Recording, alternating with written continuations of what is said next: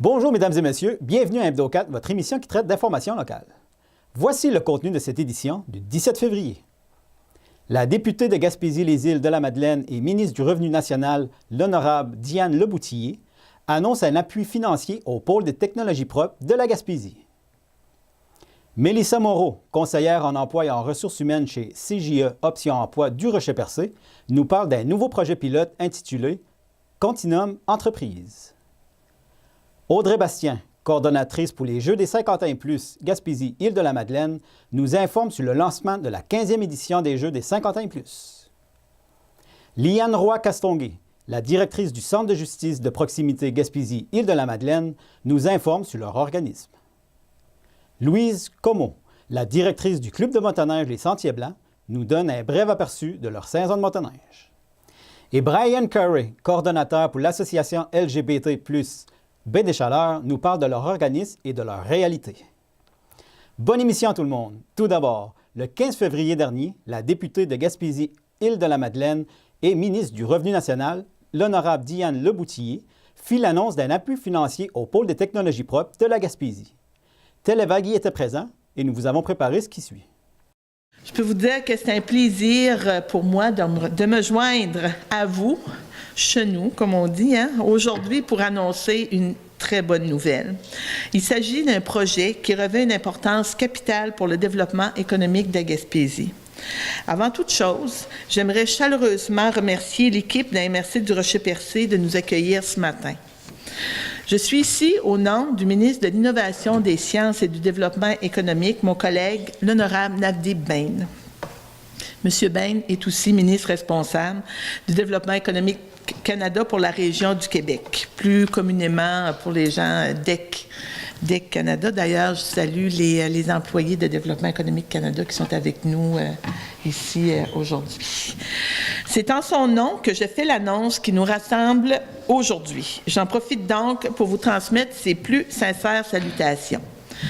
Le gouvernement du Canada est plus déterminé que jamais à prouver que la croissance économique et la protection de l'environnement ne sont pas des objectifs incompatibles. Nous avons pris des engagements concrets pour démontrer qu'économie forte et environnement sain vont de pair. L'un de ces engagements est d'effectuer des investissements stratégiques dans les technologies propres et de fournir un soutien accru aux entreprises qui cherchent à développer, à exporter et à commercialiser ces technologies en vue de faire progresser le développement d'une économie orientée vers la croissance propre. Nous avons mis en place le plan pour l'innovation et les compétences du gouvernement du Canada. C'est dans cet esprit que DEC a élaboré la stratégie fédérale d'innovation et de croissance pour les régions du Québec que j'ai eu la chance d'annoncer en novembre dernier à Gaspé en compagnie de mon collègue, le ministre Bain. L'une des priorités d'intervention de cette stratégie est l'innovation et les technologies propres parce que le Canada doit être à l'avant-scène dans ce domaine qui est en pleine expansion. Dans ce contexte, la mise sur pied du pôle des technologies propres de la Gaspésie est un exemple de la volonté de concertation des intervenants locaux et régionaux du développement économique de la région, de même que de l'implication et de la participation des dirigeants simaméguénistes situés à Port-Daniel-Gascon. Cet organisme avant-gardiste a pour mission de déployer un réseau industriel écologiquement et financièrement performant en Gaspésie, ayant comme pierre angulaire la réduction du CO2 dégagé par la cimenterie qui est située dans la MRC du Rocher-Percé. Le pôle agira comme organisme stimulateur en matière de synergie industrielle et favorisera l'économie circulaire, soit la réduction de l'empreinte carbone par l'émission de CO2, tout en valorisant son utilisation pour le développement de nouvelles technologies et de nouveaux produits. J'ai donc le grand plaisir d'annoncer qu'une aide financière de 135 000 $ est accordée sous forme non remboursable pour permettre de structurer le pôle des technologies propres de la Gaspésie. Tout d'abord, je voudrais remercier Mme Leboutillier pour son soutien et son support à notre communauté, ainsi qu'à la communauté gaspésienne. Merci, Mme Leboutillier. Dans un premier lieu, l'investissement, il va servir surtout à quoi? C'est quoi la première étape? Pardon?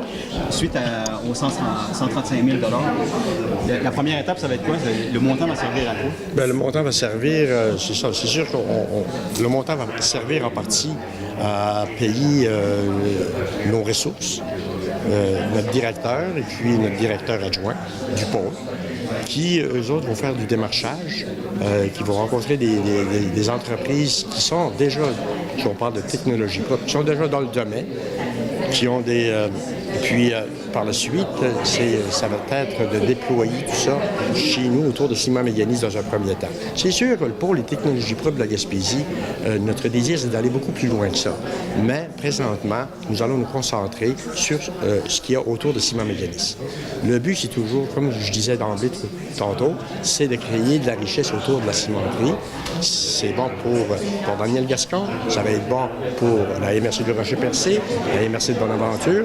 On commence avec ça, puis ça va être bon également pour nos entreprises, puis à se développer.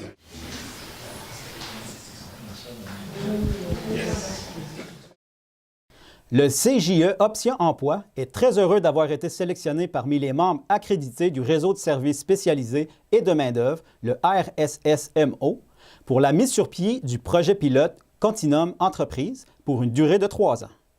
Mélissa Moreau, conseillère en emploi et ressources humaines chez CJE Option Emploi du Rocher-Percé, nous en parle. Dernièrement, vous travaillez sur un projet pilote Continuum Entreprise. C'est quoi au juste? En fait, le Continuum Entreprise, c'est un travail de longue haleine qui a été réalisé par le RSSMO en collaboration avec Emploi Québec. En fait, qui répondait entre autres à une demande des employeurs et qui, par la bande, venait aussi répondre à un besoin des chercheurs d'emploi. Donc, je m'explique, c'est que en lien avec ce programme-là, est rattachée une formation au préalable ou quand un employé est déjà en emploi au niveau des compétences clés en emploi. À travers le Québec, il y a différents services d'aide à l'emploi ou organisations qui ont présenté leur candidature, donc en fonction des projets dans lesquels, justement, on avait déjà travaillé, comme entre autres pour nous le projet FIT, qui permettait là, des stages en entreprise, qui permettait aux individus de bénéficier d'une première expérience pertinente de travail en ayant un accompagnement. Et on a présenté notre candidature, puis on a été sélectionné là, parmi 12 organisations à travers le Québec. Ce programme-là permet l'accompagnement en triade. Donc, dans un premier temps, quand on parle d'accompagnement en triade, on parle d'un employé qui veut intégrer un emploi, on parle d'un employeur aussi qui est à la recherche de main-d'œuvre, et on parle du conseiller qui est ici, conseiller en emploi, qui peut, si on veut, accompagner les deux parties pour que le processus puisse être facilité. Le continuum prévoit 35 heures de formation, donc en compétences clés, qui vont toucher, entre autres, je dirais, comme la résolution de problèmes, la prise de décision, la communication, la gestion des conflits, comment on planifie, puis on gère notre temps aussi comme employé, l'autonomie, l'initiative, l'ouverture d'esprit, le travail d'équipe. Et tout ça, comment concrètement ça se fait, c'est qu'on prévoit des périodes de temps où il y aura des formations qui vont être offertes aux chercheurs d'emploi, aux employés. Et ces gens-là vont le vivre dans l'expérientiel. Donc, on ne va pas enseigner de l'information au niveau des compétences que je vous ai nommées. On va leur faire vivre. Donc, tout ce concept-là de formation a été réalisé par le RSSMO, en fait, où ils ont fait affaire là, avec une dame incroyable, Mme Ruffo, qui a conçu cette formation-là en lien avec vraiment les préoccupations des employeurs employés et les recommandations des gens qui travaillent dans les services d'aide à l'emploi.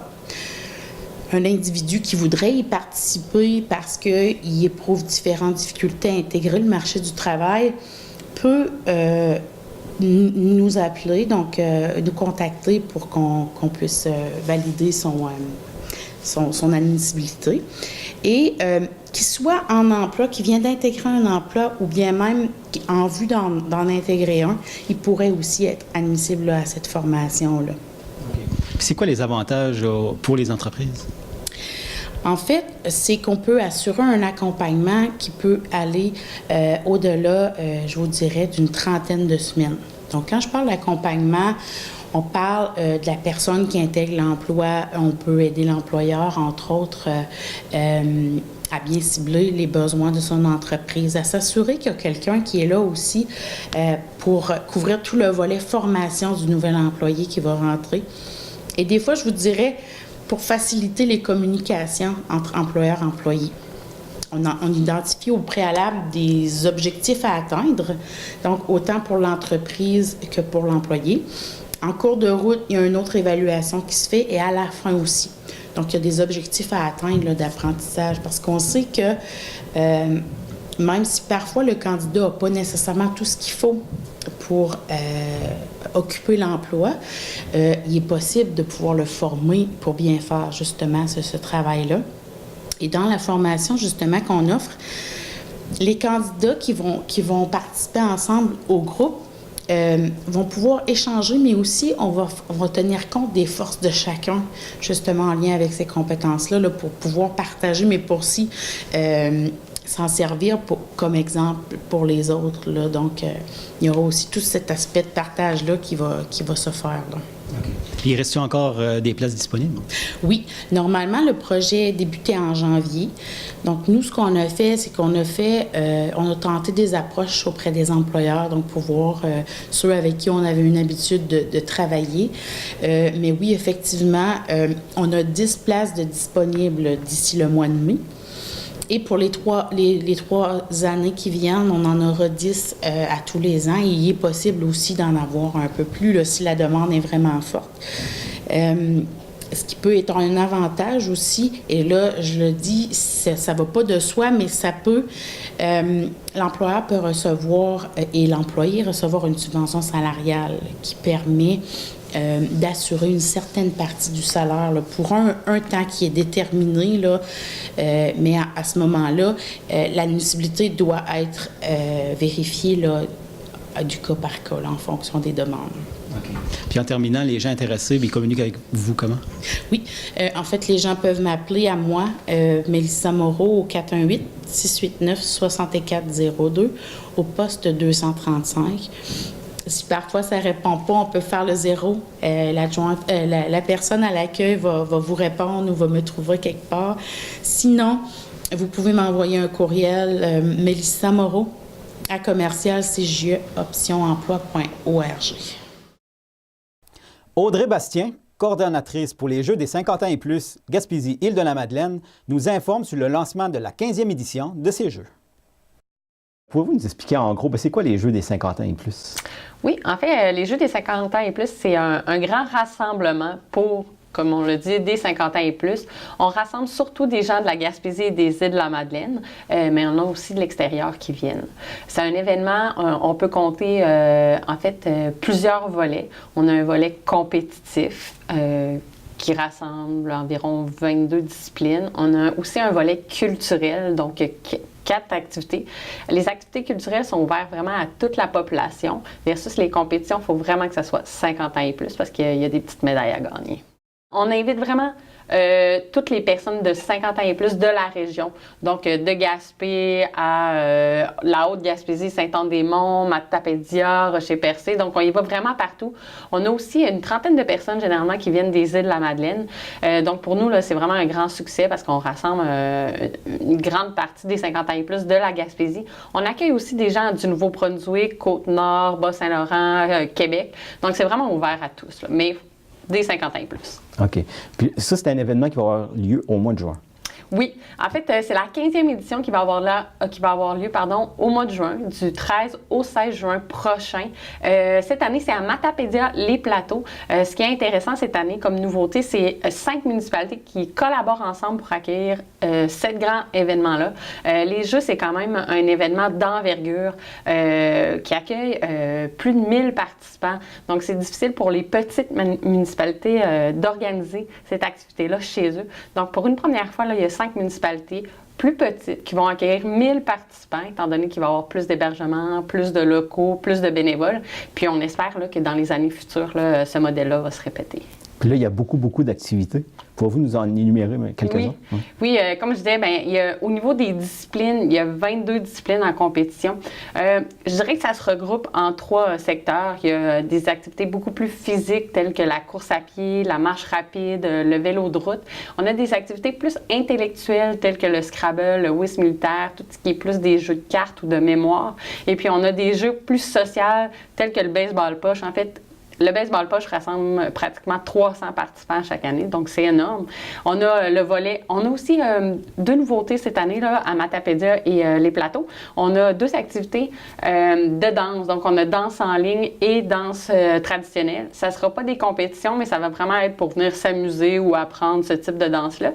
Puis, on a un volet culturel. Donc, c'est 4 activités. La cérémonie d'ouverture, notamment suivie d'un spectacle de chorale. On a cette année le vendredi soir des conteurs, 2 conteurs de la région qui vont vraiment faire des petites histoires là, sur leur coin de pays.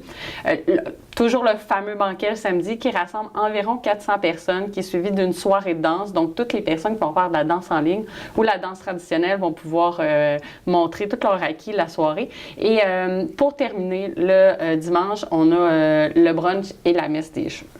OK. Puis là, les gens intéressés à participer, il faut qu'ils s'inscrivent. Il y a une période d'inscription. Y a-t-il des dates limites pour les inscriptions? Oui. Donc, on commence dès maintenant. En fait, tous les dépliants sont envoyés au Club des 50 ans et plus, aux municipalités, à d'autres clubs spécialisés. Dans le dépliant, il y a un formulaire d'inscription. On peut aussi s'inscrire en ligne au www.urlsgym.com. Et puis, il faut s'inscrire avant le 29 avril. Par contre, il y a une préinscription jusqu'au 29 mars. Tous ceux qui vont s'inscrire avant le 29 mars vont courir la chance de gagner un forfait plein air là, sur les plateaux. Ça inclut une descente en canot, une nuitée ainsi qu'un souper. Nous avons rencontré Liane Roy-Castonguay, la directrice du Centre de justice de proximité Gaspésie-Île-de-la-Madeleine, afin de vous informer sur cet organisme de la région. Bonjour Liane. Bonjour. Pouvez-vous nous expliquer c'est quoi en gros le Centre de justice de proximité? Oui, le Centre de justice de proximité, c'est un organisme sans but lucratif qui offre gratuitement des services d'information juridique pour la population de la Gaspésie et des Îles-de-la-Madeleine. Il faut savoir que c'est un service qui est gratuit et confidentiel. Concrètement, je vous dirais, les gens peuvent avoir des questions, par exemple, au niveau du bail de logement. Ces temps-ci, c'est le renouvellement du bail. Donc, les propriétaires vont envoyer des lettres là, aux locataires, justement, soit pour augmenter le prix du loyer ou pour changer les conditions du bail. Donc, les gens peuvent nous appeler pour avoir de l'information là, concernant c'est quoi un peu cette lettre-là, j'ai-tu un délai pour répondre, qu'est-ce que je peux faire, c'est quoi. Puis nous, on va pouvoir les informer là, sur les principes au niveau du bail de logement. C'est quoi les limites que vous pouvez faire? C'est quoi les choses que les personnes peut-être qui peuvent s'attendre que vous faites, mais que vous, c'est pas vraiment ça? Là. Au niveau des limites, c'est sûr que nous, on n'est pas là pour conseiller les gens. T'sais, on ne va pas à la cour, on ne va pas conseiller ni représenter les gens. Notre objectif, nous, c'est vraiment d'outiller le citoyen, de l'informer, de donner des pistes de solutions. On peut référencer aussi, donc on peut regarder avec la personne s'il y a des organismes gouvernementaux ou des organismes communautaires qui peuvent aider la personne là, selon la situation. On peut regarder aussi avec les gens pour d'autres méthodes alternatives de résolution de conflits. Souvent, les gens ils vont penser juridique, ça égale tribunaux, mais pas nécessairement. Donc, selon les besoins de la personne, on va regarder les besoins puis les intérêts. Puis on peut référer là, soit à de la médiation citoyenne ou à des services d'un médiateur. Ça peut être payant, mais ça peut être gratuit. Donc on va regarder ça, vraiment le portrait global avec la personne selon son besoin. OK. Puis ça, c'est un service gratuit, mais c'est pour qui au juste? C'est pour tout le monde? Oui, c'est vraiment un service qui s'adresse à tous. Ça vise les gens de la Gaspésie et des Îles-de-la-Madeleine. Nous, on est situé à Chandler. Puis, mais il n'y a pas de limite au niveau des revenus, au niveau de l'âge. Peu importe, les gens peuvent nous téléphoner ou venir en personne. Puis nous, on va leur offrir le service gratuitement. OK. Puis, les personnes qui ont besoin de vos services, ils vous rejoignent comment? Ils peuvent téléphoner pour les gens. Nous, on est situé à Chandler, comme je vous disais, au 484 avenue de l'Hôtel de Ville, le bureau 102 à Chandler. Sinon, pour les gens, le téléphone local, c'est le 418-689-1505. Ou sinon, ben, on a un numéro sans frais qui est le 1-844-689-1505. Comment ça fonctionne? Les gens appellent, la personne à la réception va prendre les coordonnées, quelques questions de statistiques, puis on vise à rappeler les gens là, dans un délai de 24 heures pour qu'ils puissent poser leurs questions et avoir de l'information. OK. Puis ça, c'est un service gratuit, mais il y a une possibilité quand même que les gens se forment des groupes pour avoir des séances d'information. Oui, exactement. Si des fois vous avez un besoin là, d'informations concernant les testaments, les mandats de protection, les normes du travail, là, il y a eu la légalisation du cannabis dernièrement. Si vous voulez former un groupe, nous, on peut se déplacer là, sur le territoire de la Gaspésie et des Îles-de-la-Madeleine pour aller faire la présentation d'une séance d'information gratuitement pour un groupe. Là. Puis là, prochainement, sur nos ondes, vous allez faire des chroniques pour informer les gens. Oui, tout à fait. On devrait avoir dans les prochaines semaines là, 3 chroniques sur des sujets différents qui vont pouvoir justement informer les gens là, sur des sujets particuliers. Lors de l'un de nos derniers passages à Chandler, nous avons arrêté 2 minutes voir Louise Comeau, la directrice du club de motoneige Les Sentiers Blancs. Comment va votre saison de motoneige pour cette année? Bien, jusqu'à date, ça va pas pire. On est sur un départ lent, moins de touristes comparé aux autres années, là. Mais ça va bien. Pour la clientèle locale, ça se ressemble pas mal? Oui, le local, oui, c'est quand même à peu près la même chose. C'est plutôt les touristes qui est plus lent à descendre. Tu sais, d'habitude, rentrer à ce transit, là, t'as bien plus de touristes que dans les sentiers. Cette année, je trouve qu'il y en a moins. Les gens qui ont besoin d'informations, bien, ils se rendent directement sur le site de la Fédération? Directement sur le site de la Fédération, tu sais, pour avoir les conditions des sentiers, s'il y a des questions, même les droits d'accès, c'est tout en vente en ligne à travers de la Fédération. Y a-t-il encore des passes de disponibles ici? Oui, ils peuvent quand même acheter les droits d'accès dans les clubs de motoneige. Nous autres, on en a, que ce soit à l'année ou à la semaine ou par jour. Nous autres, on les a. J'ai su que les autres relais les ont aussi. Ça, c'est pas quelque chose que la Fédération vend en ligne. Des dates limites pour ça? Non, il n'y a pas de date limite. Dans le temps qu'il y a de la neige, la motoneige se promène. Puis comment vont les sentiers? C'est quoi l'état des sentiers dans le coin? Bien, nous autres, présentement, les sentiers sont belles. Je veux dire, il a fait fret, ça fait les sentiers sont durs, ils sont bien placés. Non, ça roule bien. Les gens qui ont besoin d'informations, mais pour le secteur ici, ils peuvent quand même vous appeler? Oui, pour le club de motoneige, les Sentiers Blancs ici, ils peuvent m'appeler, ils peuvent aller sur notre page Facebook, pareil. On marque à toutes les fois que la surfaceuse est sortie, on le marque sur notre page Facebook. Sinon, ils peuvent appeler au relais. Le numéro, c'est le 418-689-5533. Sinon, qui est sur notre page Facebook, Club de motoneige, les Sentiers Blancs. À toutes les fois que la surfaceuse sort, c'est indiqué. Lors de son passage à notre studio, Brian Carey, coordonnateur pour l'association LGBT plus Baie des Chaleurs, nous a expliqué ce qu'est en fait leur organisme et il nous a parlé de leur réalité. Écoutons-le. LGBT plus Baie des Chaleurs est un organisme communautaire. On est reconnu et financé en partie par le ministère de la Santé et des Services sociaux, mais aussi par le ministère de la Justice, par l'entremise d'un programme particulier qui s'appelle le programme de lutte contre l'homophobie et la transphobie. L'organisme a été créé et fondé en 2011. Ça fait qu'on a comme 8 ans. Là. On a 8 ans maintenant. On arrive à l'âge de raison. Puis, on est implanté ici dans la Baie des Chaleurs. Notre mandat couvre le territoire de la Baie des Chaleurs. MRC Avignon et MRC Bonaventure. Okay. C'est un long territoire. C'est un grand territoire. C'est presque 200 km de long, avec une petite communauté dans tous ces espaces-là. Donc, une petite population, une petite minorité de la diversité sexuelle et de genre. Et ce qu'on fait, c'est qu'on essaie de contribuer à leur mieux-être, à leur une meilleure santé et à une meilleure reconnaissance de qui ils sont comme individus. Et de nous assurer que la communauté LGBT de la Baie des Chaleurs participe aussi au développement social, à la vie sociale, à la richesse de la diversité qu'on peut retrouver dans une communauté. Pas seulement nous, mais nous avec les autres groupes sociaux de la Baie des Chaleurs. Okay. Pouvez-vous définir c'est quoi LGBT pour les personnes qui vous connaissent? Oui, l'acronyme, c'est l'association LGBT+, BD Chaleur. LGBT, c'est lesbiennes, gays, bisexuels, personnes trans.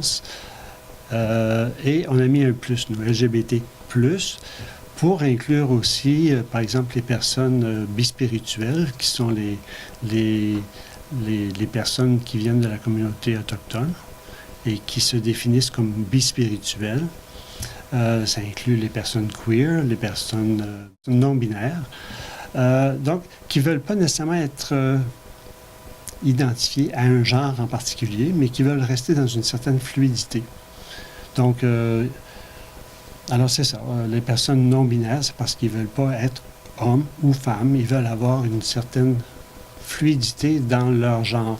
S'ils se sentent plus féminins un matin en se levant, bien, ces personnes peuvent agir plus comme une personne féminine une journée ou non le lendemain. Alors voilà, ça c'est un peu notre communauté. Est-ce que vous voyez un changement du côté des comportements homophobes dans 10-15 dernières années, mettons? C'est une bonne question parce que on suit ça, c'est sûr. Et quand on a fait l'étude ou le portrait de la communauté LGBT en Gaspésie et aux Îles-de-la-Madeleine avec le CIRAD en 2015-2016, qu'on a publié en 2017, on a eu des statistiques qui nous ont interpellés.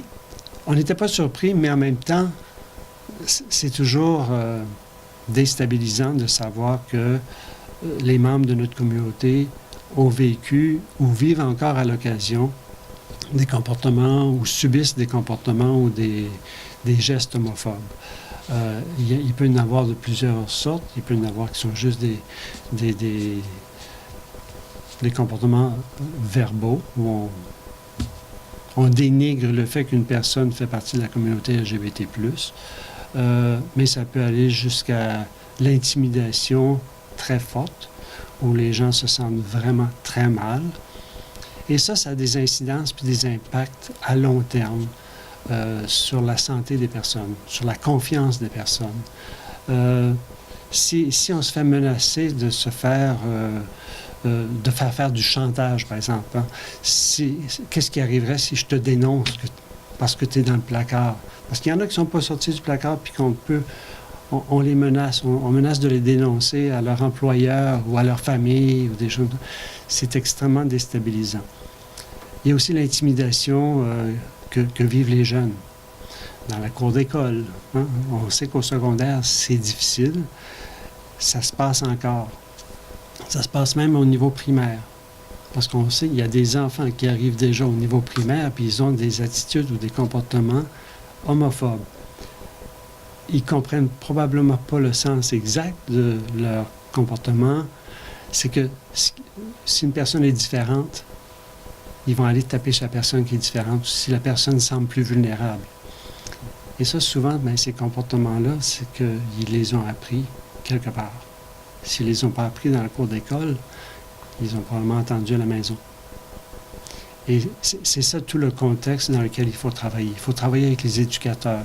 Il faut travailler avec les parents. Il faut faire de la sensibilisation auprès des parents et des enseignants pour essayer de minimiser et faire disparaître ces comportements-là. Parce que ce sont des comportements qui sont illégaux. On n'a pas le droit de menacer quelqu'un. Ça, c'est pas juste pour les personnes LGBT, mais on n'a pas le droit de menacer les personnes si elles sont différentes ou si elles sont plus faibles.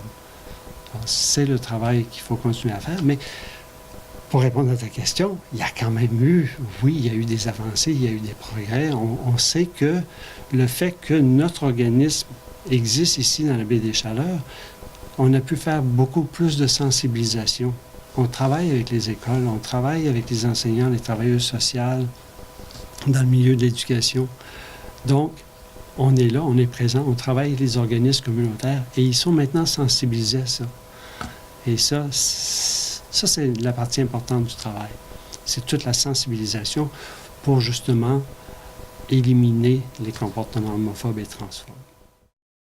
Et voilà, mesdames et messieurs, ce qui complète l'édition de votre émission Hebdo 4 du 17 février. Merci beaucoup d'avoir été avec nous et à la prochaine!